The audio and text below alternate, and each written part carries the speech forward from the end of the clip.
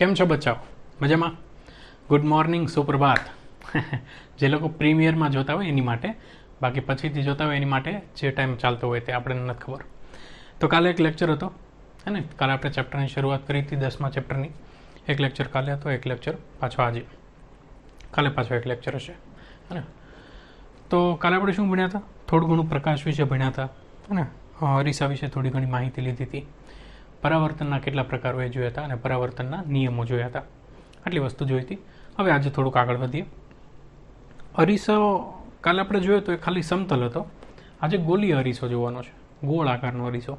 તમે સાયન્સ સેન્ટરમાં કે ત્યાં ક્યાંય ગયા હોય તો પેલો ગોળ અરીસો હોય ને, આમાં ઊભા રહ્યો તો તમને જાડા દેખાય, પતલા દેખાય, એ ટાઈપના બધા ગોલીય અરીસા કહેવાય. તો એ ગોલીય અરીસો કોને કહેવાય? એમાં કેટલી વ્યાખ્યાઓ છે. ગોલીય અરીસાની ઘણી બધી વ્યાખ્યા છે, તો વ્યાખ્યા જોશું. અને કિરણાવલી શું છે એ તમને આગળ ખબર પડશે, બરાબર? તો આટલું આજના લેક્ચરમાં કવર કરવાનું છે. 3 ટોપિક છે મેઇન. બાકી અંદર શું છે એ સમજીએ. તો ફટાફટથી પેન અને ચોપડો લઈ લો. જો કે ચોપડો તમારે લખવું હોય તો, બાકી પીડીએફ મેં પહેલા લેક્ચરમાં અપલોડ કરેલી છે, જે લોકો નવા છે એની માટે. તો લિંક તમને અહીંયા મળી જશે. આવી ગઈ? તો અહીંયા ક્લિક કરશો એટલે તમને પહેલા લેક્ચર ઉપર તમે ડાયરેક્ટ ડાયવર્ટ થઈ જશો. તો શરૂ કરીએ આજનો લેક્ચર. ફટાફટથી કાનમાં ઇયરફોન નાખી લો, પેન અને ચોપડો લઈ લો. શરૂ કરીએ આજનો લેક્ચર. એક તો આ ભેજવાળું છે ને, ચોમાસાની ઋતુ, એટલે આ બધું જાય નહીં ફટાફટ. બહુ ભાર દેવો પડે, મહેનત બહુ થાય ભાઈ. લોકડાઉનમાં મહેનત બહુ થાય છે. તો આજે ગોલી અરીસો છે, તમને હું થોડુંક ઇન્ટ્રોડક્શન આપી દઉં પહેલાં, કે કઈ રીતે ગોલી અરીસો આપણે બનાવશું. દાખલા તરીકે કાલે મેં તમને સમતલ અરીસાની વાત કરી હતી, આપણે જેમાં મોઢું જોઈએ. તો એની પાછળ એક કવર લગાડેલું હોય ને, કંઈક લિક્વિડ જેવું કંઈક લગાડેલું હોય. તો એ સાઈડ તમે જુઓ તો તમને મોઢું ન દેખાય, આ સાઈડ જુઓ તો દેખાય, હે ને? તો કદાચ અરીસો જૂનો થઈ જાય અને પાછળથી પેલી પોપડી ઉખડી જાય, એમાં તમે જુઓ તો તમને શું દેખાય? ડાયરેક્ટ નોર્મલ કાચ હોય એવો કાચ દેખાય. કાચ અને અરીસામાં તફાવત છે. કાચ મતલબ ટ્રાન્સપરન્ટ, પારદર્શક હોય એને કાચ કહેવાય, હે ને? ચશ્માના કાચ છે એ કાચ કહેવાય. અરીસો એટલે જેમાં આપણે મોઢું જોઈ શકીએ એ. તો કાચ અને અરીસા વચ્ચેનો તફાવત સમજી લેજો. કાચ એટલે ગ્લાસ નોર્મલ, અને અરીસો એટલે જેમાં આપણે પરાવર્તન થઈને જોઈ શકીએ. તો માની લો કે કાચનો એક ગોળ કવચ છે.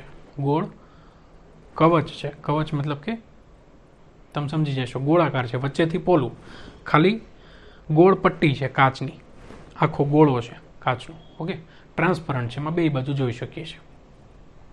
હવે દાખલા તરીકે એક ગોળાની, આખો ગોળો છે, એ ગોળાની વચ્ચે હું છું અંદર, બરાબર?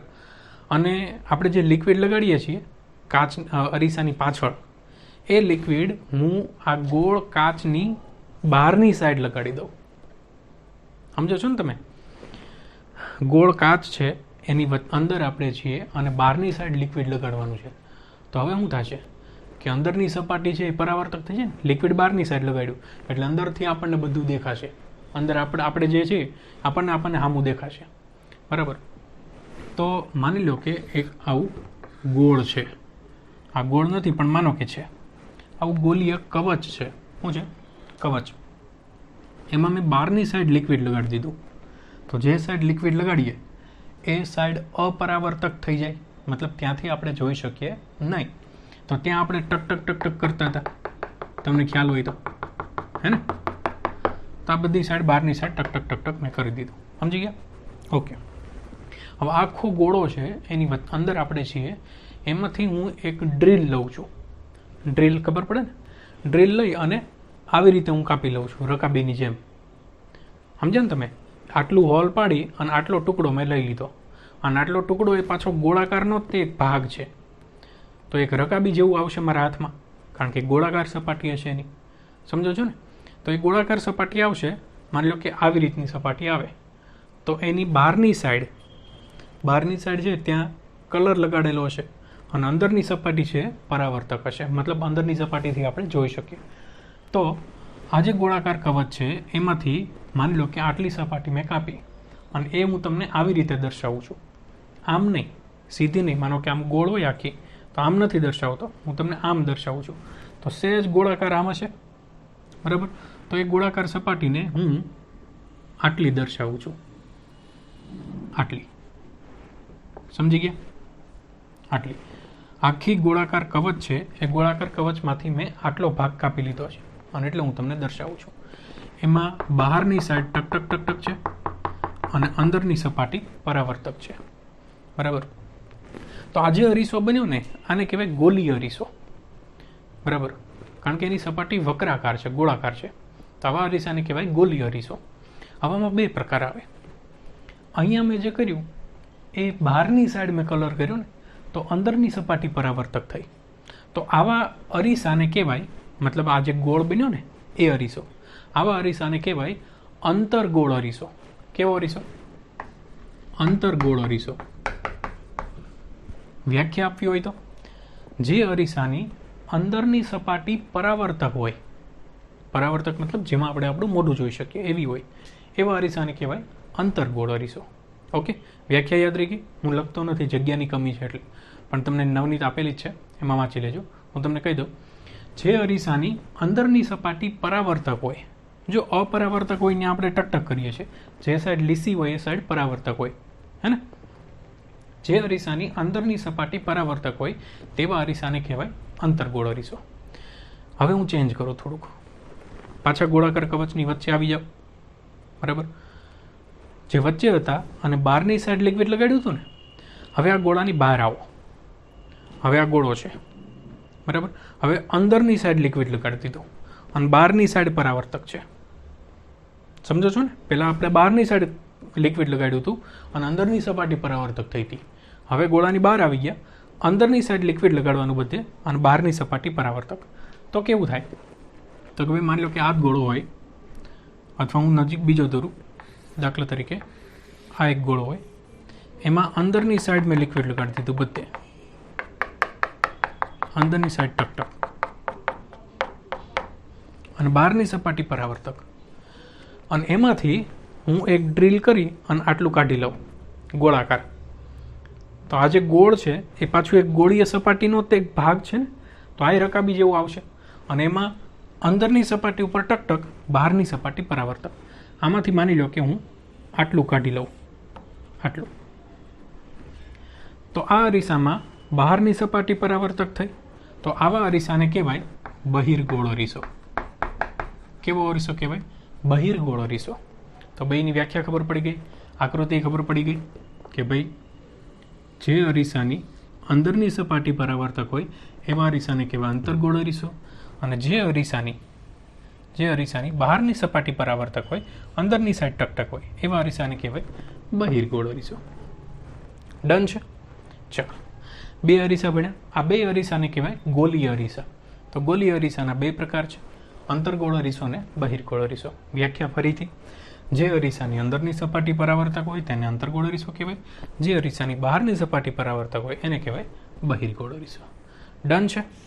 હવે આપણે વ્યાખ્યા તરફ જઈએ છીએ. ગોલીય અરીસાની ઘણી બધી વ્યાખ્યા છે.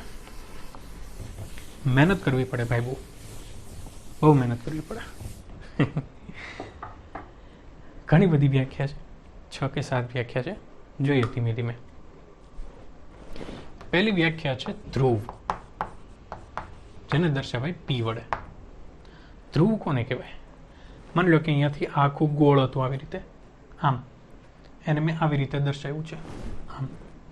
તો આખી ગોલીય સપાટી છે ને, આ ગોલીય અરીસાની આ વક્રાકાર સપાટી છે, વક્રાકાર સપાટી, આનું મધ્ય બિંદુ, આ સપાટીનું મધ્ય બિંદુ, આને કહેવાય ધ્રુવ P. અંગ્રેજીમાં કહેવાય પોલ. પોલ એટલે ધ્રુવ. બરાબર. વ્યાખ્યા શું કીધી ધ્રુવની? ગોલીય અરીસાની વક્રાકાર સપાટીના મધ્ય બિંદુને, યાદ રાખજો, હું લખીશ ને એટલે, ગોલીય અરીસાની વક્રાકાર સપાટીના મધ્ય બિંદુને કહેવાય ધ્રુવ. દર્શાવાય P વડે. યાદ રહી ગયું? ધ્રુવ એટલે P. ચાલો, બીજી વ્યાખ્યા. બીજી વ્યાખ્યા છે વક્રતા કેન્દ્ર. વક્રતા કેન્દ્ર.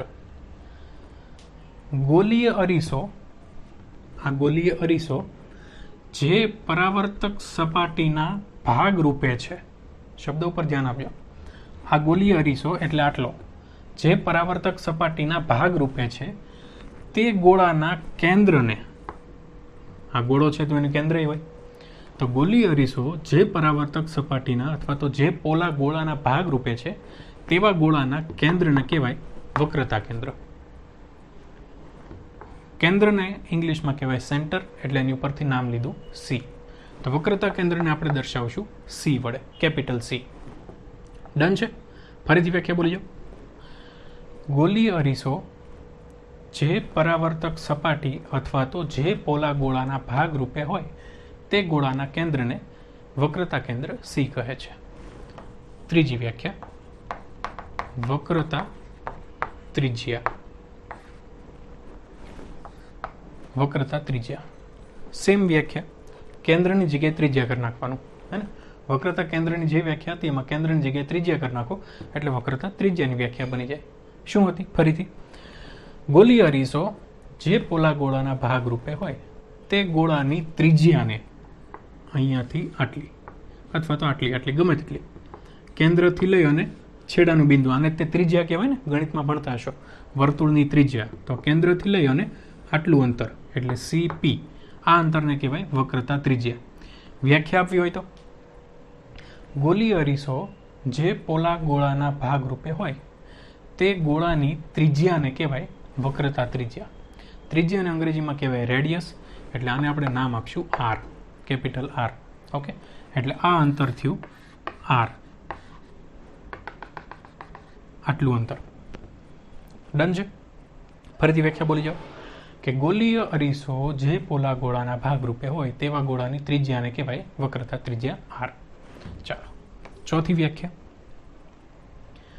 ચોથી વ્યાખ્યા છે મુખ્ય કેન્દ્ર. શું છે? મુખ્ય કેન્દ્ર. અગત્યની વ્યાખ્યા છે, બરાબર, એક ટીક મારી દો. મુખ્ય કેન્દ્ર.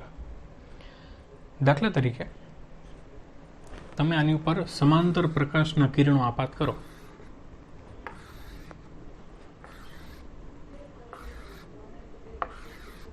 પ્રકાશના કિરણો આમ આપાત કર્યા, બરાબર. તો આ સપાટી તો પરાવર્તક છે અને ગોલીય છે પાછી, એટલે આ બધા કિરણો છે ને અહીંયાથી પરાવર્તન પામશે, આ સપાટીથી પરાવર્તન પામશે અને બધા એક બિંદુ ઉપર એકત્રિત થશે. અહીંયાથી અહીંથી પસાર થાય, અહીંયાથી પસાર થાય, અહીંયાથી પસાર થાય.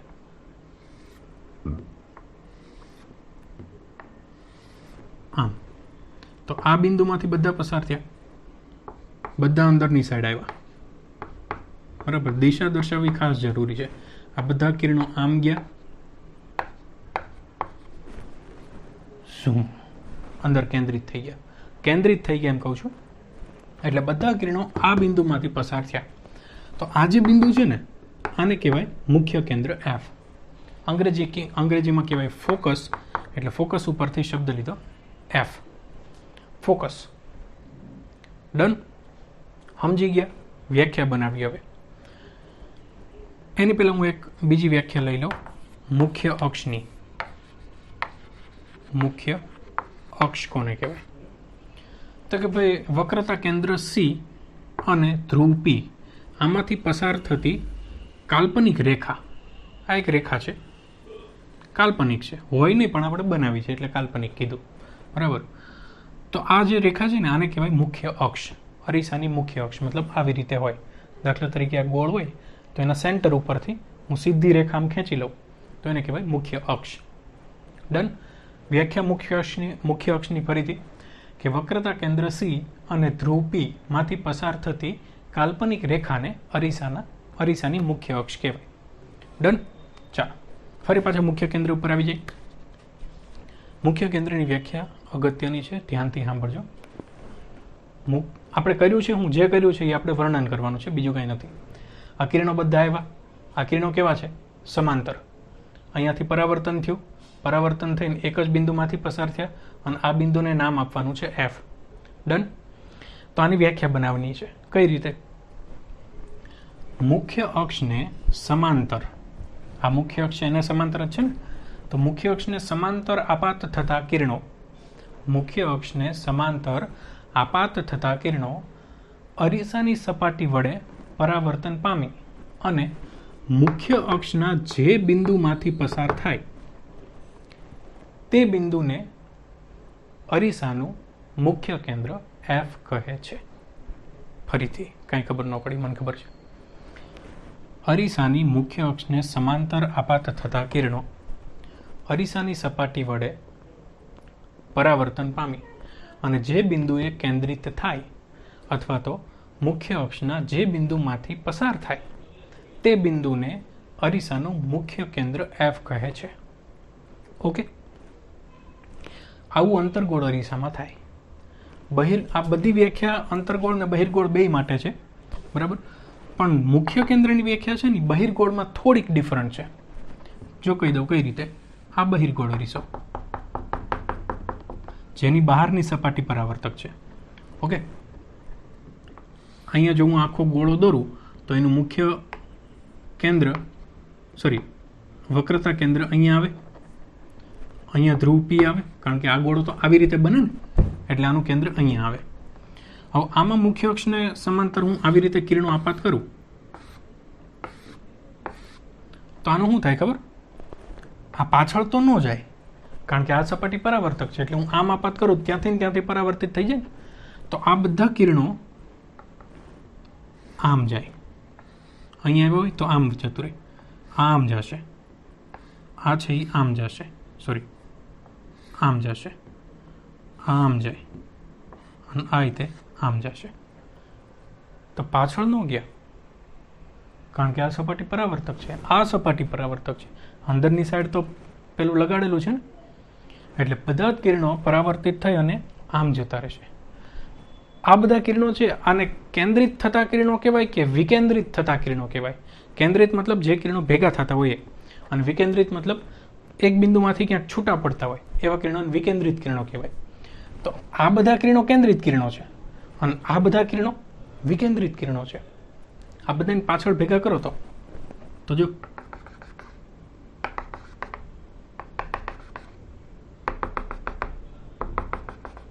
અહીંયા ભેગા થાય હે ને.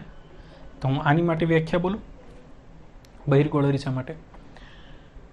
મુખ્ય અક્ષને સમાંતર આપાત થતા કિરણો અરીસાની સપાટી વડે પરાવર્તન પામી જે બિંદુમાંથી વિકેન્દ્રિત થતા હોય તેવો ભાસ થતો હોય. હકીકતમાં કિરણો અહીંયાથી વિકેન્દ્રિત નથી થયા, પણ આપણે પાછળ લંબાવ્યા, મતલબ એવું અનુમાન કર્યું કે અહીંથી આ બધા કિરણો છૂટા પડ્યા હશે, તો આપણને એવો ભાસ થાય છે અને આપણને એવું ઇમેજિન થાય છે કે અહીંયાથી છૂટા પડે છે, બાકી થતા નથી. બરાબર, એ કિરણો બધા અહીંયાથી જતા રહે છે, અહીંયા તો કંઈ છે જ નહીં. બરાબર, તો મુખ્ય અક્ષને સમાંતર આપાત થતા કિરણો અરીસાની સપાટી વડે પરાવર્તન પામી જે બિંદુમાંથી વિકેન્દ્રિત થતા હોય તેવો ભાસ થતો હોય તેવા બિંદુને અરીસાનું મુખ્ય કેન્દ્ર એફ કહે છે. બે વ્યાખ્યાઓને ભેગી કરી હવે સાંભળજો. અરીસાની મુખ્ય અક્ષને સમાંતર આપાત થતા કિરણો અરીસાની સપાટી વડે પરાવર્તન પામી જે બિંદુએ કેન્દ્રિત થતા હોય અથવા વિકેન્દ્રિત થતા હોય તેવો ભાસ થતો હોય એ બિંદુને અરીસાનું મુખ્ય કેન્દ્ર એફ કહે છે. ફરીથી, મુખ્ય અક્ષને સમાંતર આપાત થતા કિરણો અરીસાની સપાટી વડે પરાવર્તન પામી જે બિંદુએ કેન્દ્રિત થતા હોય અથવા જે બિંદુએથી વિકેન્દ્રિત થતા હોય તેવો ભાસ થતો હોય તે બિંદુને અરીસાનું મુખ્ય કેન્દ્ર એફ કહે છે. ડન. 5 વ્યાખ્યા. ઓકે, મુખ્ય કેન્દ્ર એફની વ્યાખ્યા ખાસ અગત્યની છે, યાદ રાખજો. 6ઠ્ઠી વ્યાખ્યા, કેન્દ્ર લંબાઈ.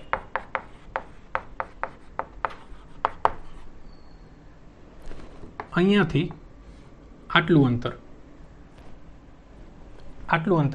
આને કહેવાય કેન્દ્ર લંબાઈ, દર્શાવાય સ્મોલ એફ વડે. આ કેપિટલ એફ હતો, આ સ્મોલ એફ છે. બરાબર, તો આની વ્યાખ્યા આપવી હોય કઈ રીતે આપીએ કાંઈ? આ કોની વચ્ચેનું અંતર છે? મુખ્ય કેન્દ્ર એફ અને પી એટલે કોણ? ધ્રુવ. તો ધ્રુવ પી અને મુખ્ય કેન્દ્ર એફ વચ્ચેના અંતરને અરીસાની કેન્દ્ર લંબાઈ કહેવાય. બરાબર છે. તો કેન્દ્ર લંબાઈની વ્યાખ્યા એ જ છે. કેન્દ્ર લંબાઈની વ્યાખ્યા શું? મુખ્ય કેન્દ્ર એફ અને ધ્રુવ પી વચ્ચેના અંતરને કહેવાય કેન્દ્ર લંબાઈ. અહીંયા એવું થાય, અહીંયા તે પી અને એફ આ બે વચ્ચેનું અંતર આને કહેવાય સ્મોલ એફ કેન્દ્ર લંબાઈ. બે અરીસામાં અંતર્ગોળમાં અને બહિર્ગોળમાં બેમાં આ પ્રકારે હોય. ડન. ચાલો, કેન્દ્ર લંબાઈ એફ થઈ ગઈ. 7મી વ્યાખ્યા દર્પણમુખ. દર્પણમુખ કોને કહેવાય? અહીંયાથી આટલું અંતર આવત પડે આપણે અહીંયાથી આટલું અંતર મતલબ કે આ છેડો અને આ છેડો આ બે વચ્ચેનું અંતર આને કહેવાય દર્પણમુખ. તો હું એવું કહી શકું કે ગોલીય અરીસાની વક્રાકાર સપાટીના વ્યાસને આ વક્રાકાર સપાટી આટલી છે તો એનો એટલો વ્યાસ થાય હે ને. તો ગોલીય અરીસાની વક્રાકાર સપાટીના વ્યાસને કહેવાય દર્પણમુખ. ડન. દર્પણમુખની વ્યાખ્યા ક્લિયર. દર્પણમુખને અંગ્રેજીમાં કહેવાય એપર્ચર અથવા એપેરચર એ કહેવાય એપેરચર. તો 7 વ્યાખ્યા ભણ્યા આપણે.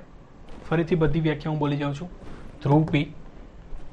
ગોલીય અરીસાની વક્રાકાર સપાટીના કેન્દ્રને ધ્રુવ પી કહે છે. વક્રતા કેન્દ્ર. ગોલીય અરીસો જે પોલા ગોળાના ભાગ રૂપે હોય તે ગોળાના કેન્દ્રને કહેવાય વક્રતા કેન્દ્ર, વક્રતા ત્રિજ્યા. ગોલીય અરીસો જે પોલા ગોળાના ભાગ રૂપે હોય તે ગોળાની ત્રિજ્યાને કહે છે વક્રતા ત્રિજ્યા. મુખ્ય કેન્દ્ર. મુખ્ય અક્ષને સમાંતર આપાત થતા કિરણો અરીસાની સપાટી વડે પરાવર્તન પામી જે બિંદુએ કેન્દ્રિત થતા હોય અથવા જે બિંદુએથી વિકેન્દ્રિત થતા હોય તેવો ભાસ થતો હોય તે બિંદુને અરીસાનું મુખ્ય કેન્દ્ર એફ કહે છે. મુખ્ય અક્ષ. વક્રતા કેન્દ્ર સી અને ધ્રુવ પી માંથી પસાર થતી કાલ્પનિક રેખાને અરીસાની મુખ્ય અક્ષ કહે છે.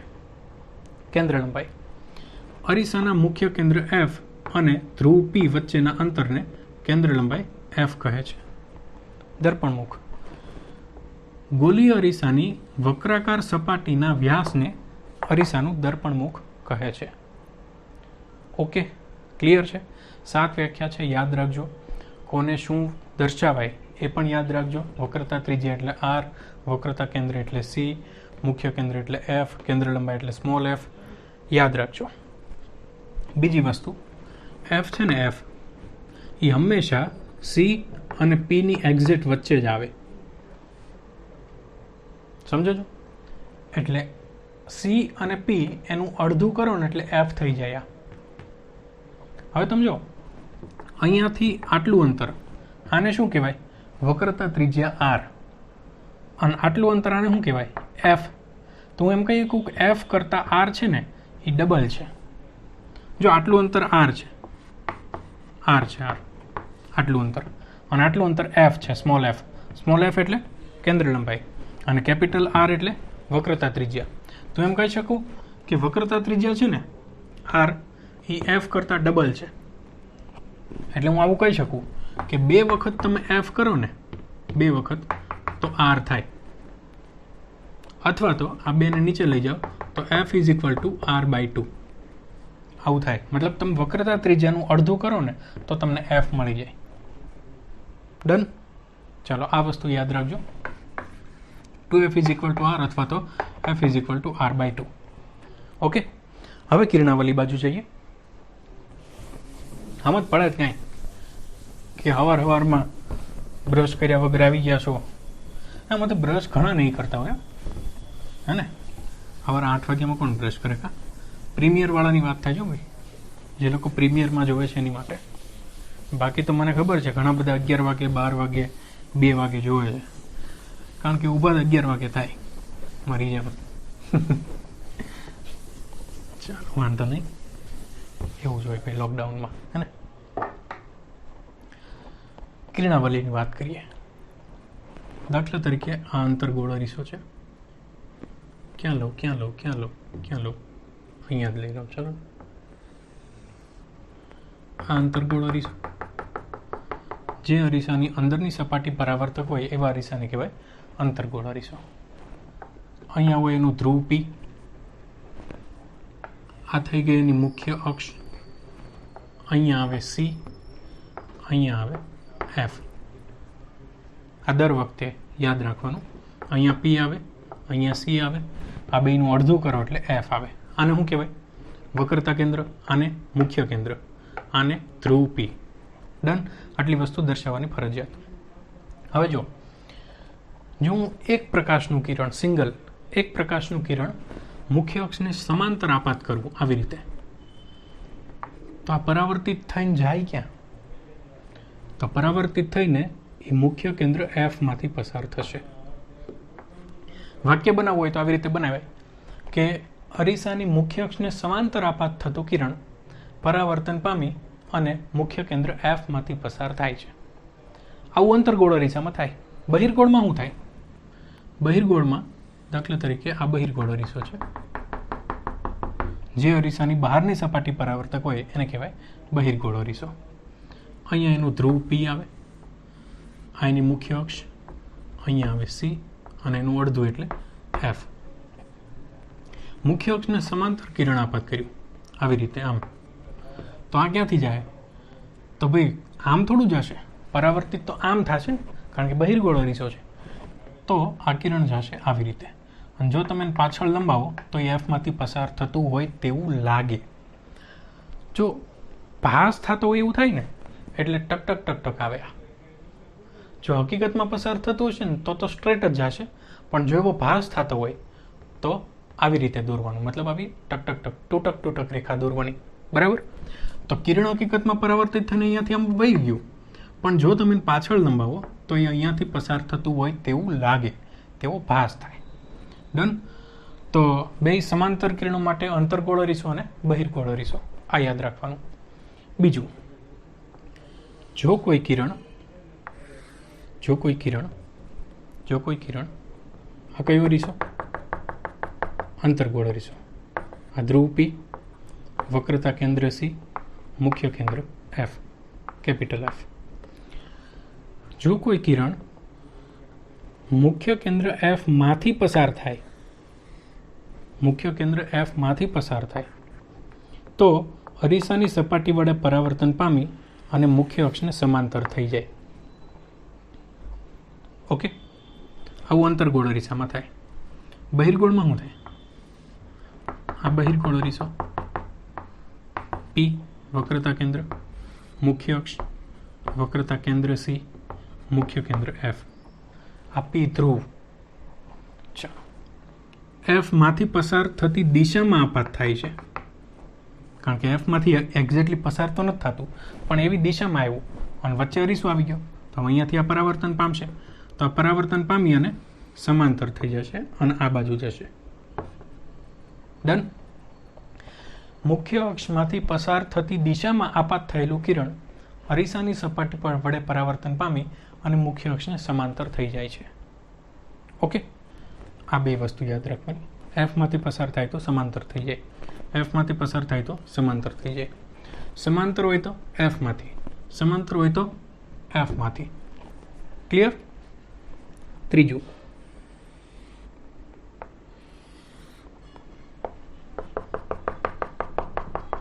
ટક ટક ટક ટક, ધ્રુવ પી, વક્રતા કેન્દ્ર સી, મુખ્ય કેન્દ્ર એફ. જો કોઈ કિરણ વક્રતા કેન્દ્ર સી માંથી પસાર થાય, તો તે અરીસાની સપાટીને લંબ રૂપે આપાત થાય ને ત્યાંથી સીધું પાછું વળે. એટલે જો આવી રીતે આપાત થયું હોય તો આવીને આવી રીતે પરાવર્તિત થાય. મતલબ જો સી માંથી પસાર થતું કિરણ, વક્રતા કેન્દ્ર સી માંથી પસાર થયેલું કિરણ અરીસાની સપાટી વડે પરાવર્તન પામી અને વક્રતા કેન્દ્ર સી માંથી જ પસાર થાય છે. ઓકે, બહિર્ગોળ અરીસામાં જોઈએ.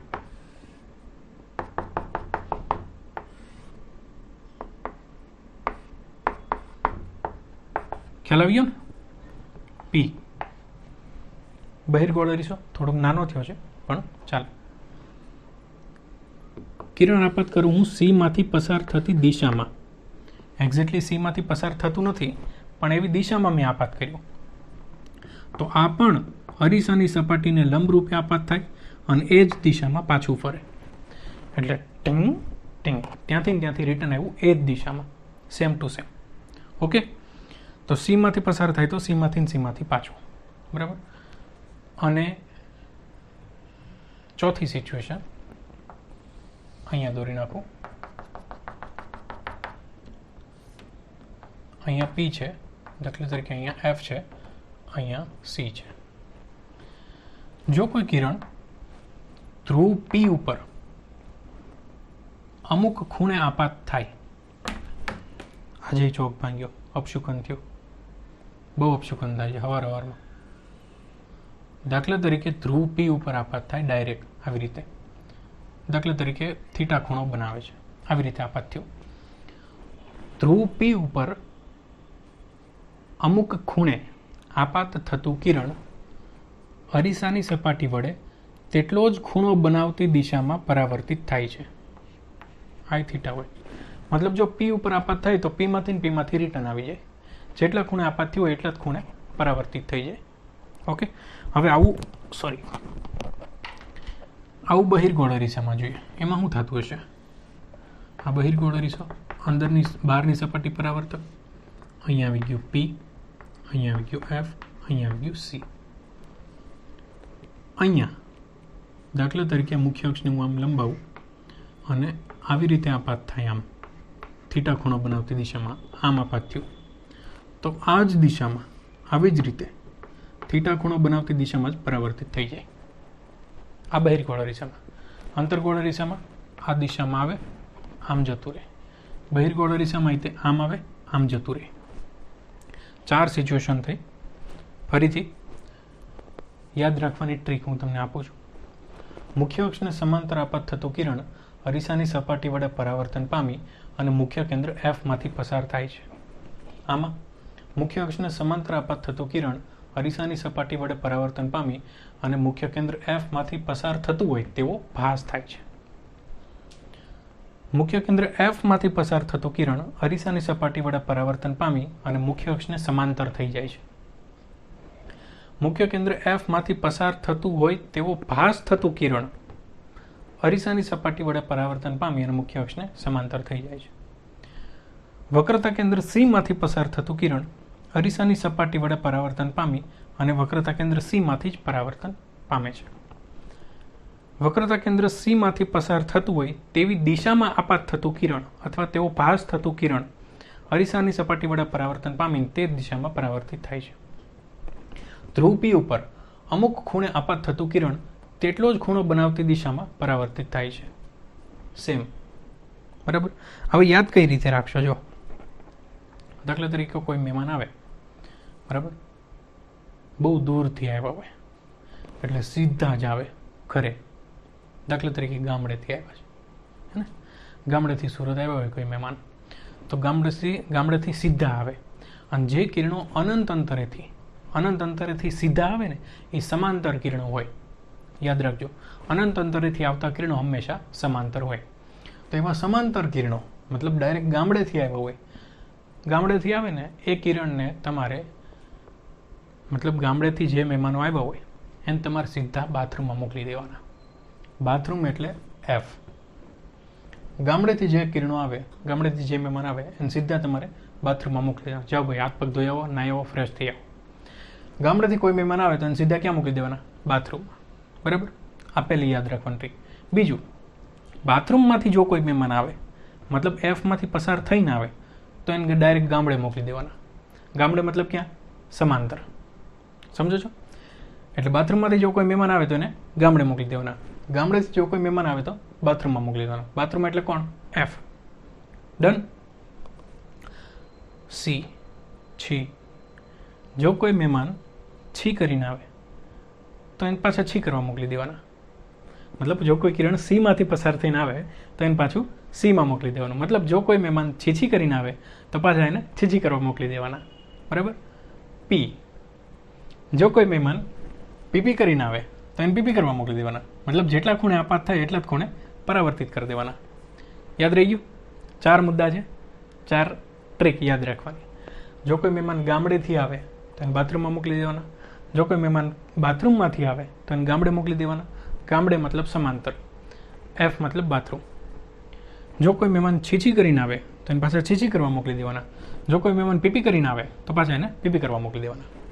ડન. તો આટલી કિરણાવલી છે આજે છે ને આખું આને કિરણાવલી કહેવાય. મતલબ કયું કિરણ ક્યાંથી પસાર થશે એની સમજ આપતું ટોપિક, એટલે એને કિરણાવલી કીધું. ડન. તો આજે ગોળી અરીસો ભણ્યા, અંતરગોળ અરીસો અને બહિર્ગોળ અરીસો, એની વ્યાખ્યાઓ ભણ્યા. વ્યાખ્યાઓ યાદ રાખજો. નોટેશન કયા કયા છે, નોટેશન મતલબ કે કોને શેના વડે દર્શાવાય એ યાદ રાખજો. કયું કિરણ ક્યાંથી પસાર થાય છે એ યાદ રાખી લેજો. આના ઉપરથી આપણે આવતીકાલે એકાદ લેક્ચર પાછા ભણશું. પણ જો આ ક્લિયર હશે બધું તો તમને આગળ ખબર પડશે. ડન છે. તો ફરીથી કાલે પાછા મળશું. ત્યાં સુધી ગુડ બાય.